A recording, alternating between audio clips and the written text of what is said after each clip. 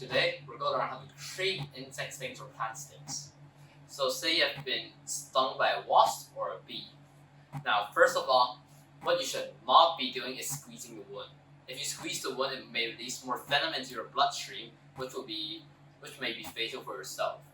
If the stinger is still in here, you try to brush or scrape it off, but if you can't, if the stinger is not there, then you should go to the toilet immediately. Now, you should wash the stung area in water and soap to scrape off any venom that might be on the surface.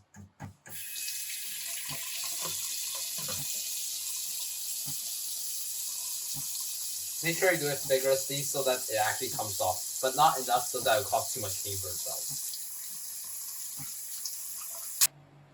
Now, if the stung area still hurts after you washed it, put a coat pack on it to minimize the swelling.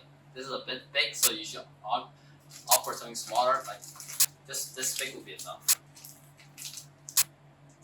And after that, you should put a bandage over it if you think it is quite severe. If it's really, really serious, such as if you start experiencing symptoms of shock or you start to faint, you may want to go to the hospital.